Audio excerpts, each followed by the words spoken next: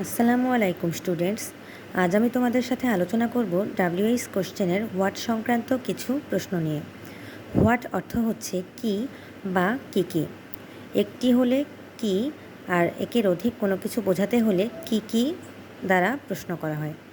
It's a pen, এখানে it's হচ্ছে ইট ইসের সংক্ষিপ্ত রূপ, অর্থাৎ it is a pen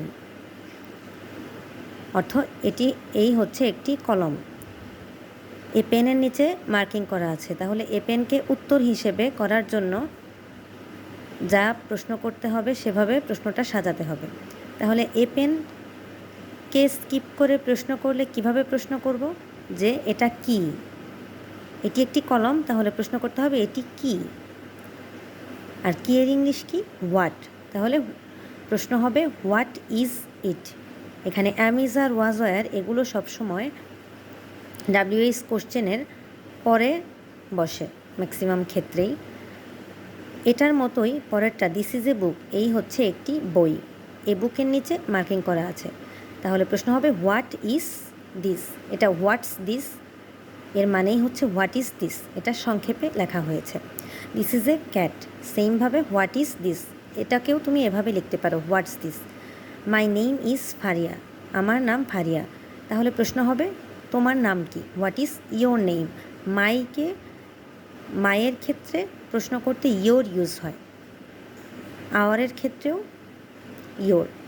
he gross crops, সে ফসল ফলায়, ক্রপসের নিচে মার্কিং করা আছে, তাহলে সে কি ফলায়। এখানে গ্রো এর পরে এস আছে, তার মানে এটা প্রেজেন্ট টেন্স, তাহলে ডাজ ইউজ হবে। যদি পাস্ট টেন্স থাকতো তাহলে ডিড ইউজ হতো। হোয়াট ডাজ হি গ্রো, যেহেতু এসের জন্য ডাজ ইউজ হয়েছে তাই আর এখানে এস ইউজ হয়নি। Carrot is my favourite vegetable, তাহলে আমার প্রিয় সবজি হচ্ছে গাজর, তাহলে আমার প্রিয় সবজি কি, হোয়াট ইজ তোমার প্রিয় সবজি কি। উত্তর দিয়েছে carrot is my favourite vegetable, গাজর হচ্ছে আমার প্রিয় সবজি, তাহলে প্রশ্ন করতে হবে তোমার প্রিয় সবজি কি, তাহলে মায়ের এখানে ইয়োর হবে, what is your favourite vegetable. অবশ্যই সবগুলোর পরে কোশ্চেন মার্ক দিতে হবে, না হলে কিন্তু মার্ক পাওয়া যাবে না।